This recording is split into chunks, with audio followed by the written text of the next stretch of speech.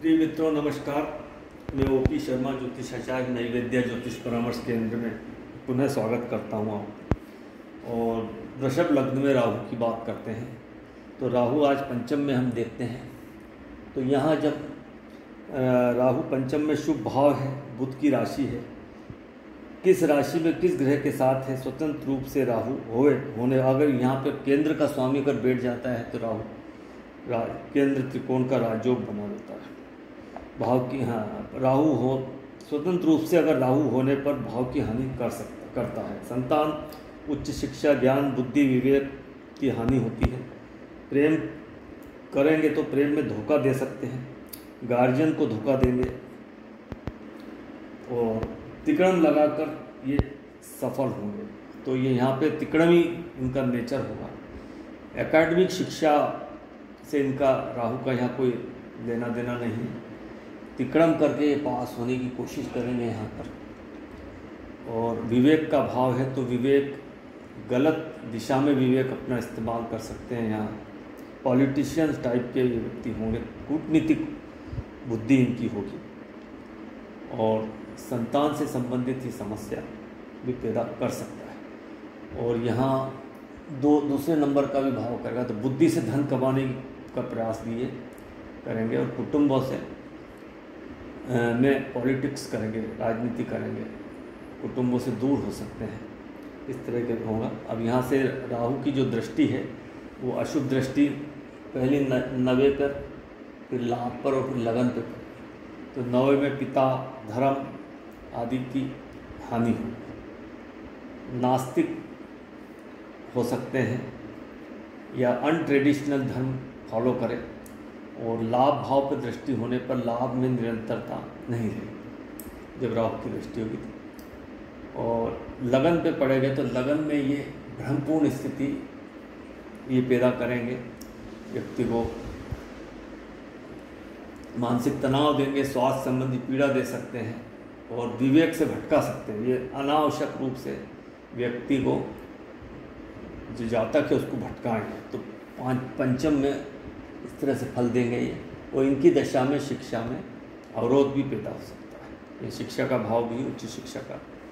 अब इस राहु को हम छठे में रख के देखते हैं। तो छठे भाव में मित्रों शुक्र की राशि है और राहु को बल प्राप्त हो जाएगा, क्योंकि एक तो अच्छा रिजल्ट करेंगे, छठे का नुकसान ही नहीं करेंगे, क्यों स्वयं के गुणों की वृद्धि हो जाएगी। अब यहाँ लग्नेश बन गया है यहाँ पे, क्योंकि एक राशि लगन में है, छठे में, दोनों बाहुबली बन जाएंगे। यहाँ पे छठा भाव फाइटिंग का भी है।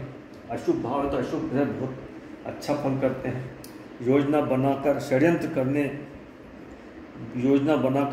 कर ऋण लेने में सफल हो जाएंगे और ऋण लेके चूकता ना करें, इस तरह की स्थिति हो सकती है। शत्रुओं को षड्यंत्र कर परास्त कर देंगे। छठे व लग्न दोनों का ये फल यहाँ पर करेंगे। तो ये इनके शत्रु भी बहुत होंगे, लेकिन शत्रु को ये परास्त कर देंगे।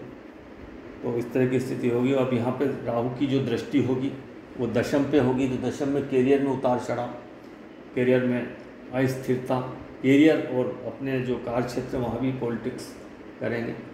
12वें भाव पर जो दृष्टि होगी वहाँ अनावश्यक व्यय करवाएंगे जिससे अप्रसन्नता होगी। और दूसरे भाव पर दृष्टि होने पर ये अनावश्यक रूप से धन अपने बैंक खाते से निकालेंगे और खर्च करेंगे। देखो ये धन और व्यय दोनों भाव पर यहाँ पर से राहु की मतलब अशुभ ग्रह की दृष्टि अच्छी नहीं मित्रों।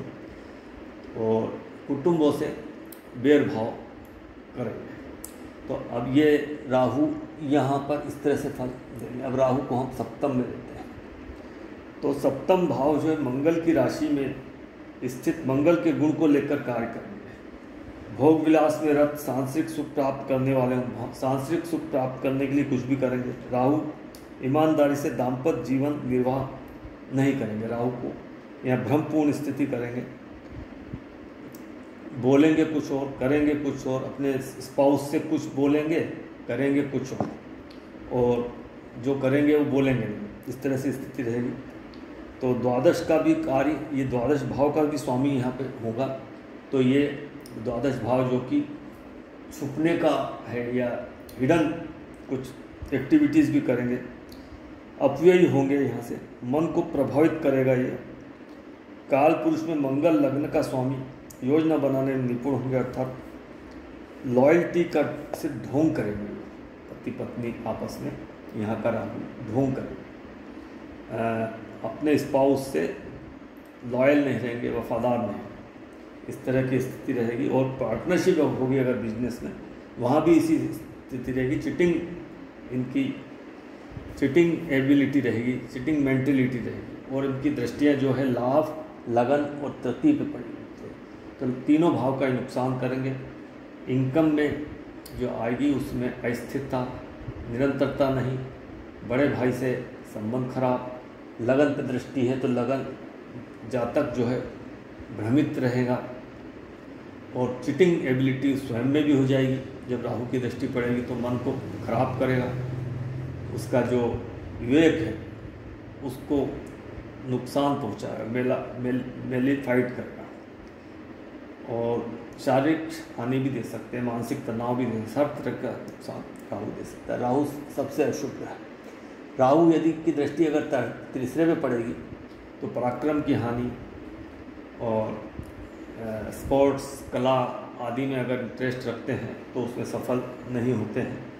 इसके अलावा सिबलिंग के साथ भी प्रेम नहीं रहता, नौकर चाकर का सुख नहीं मिलता है, तो यहाँ कहीं ना कहीं मिलके तीसरे की हानि करेंगे।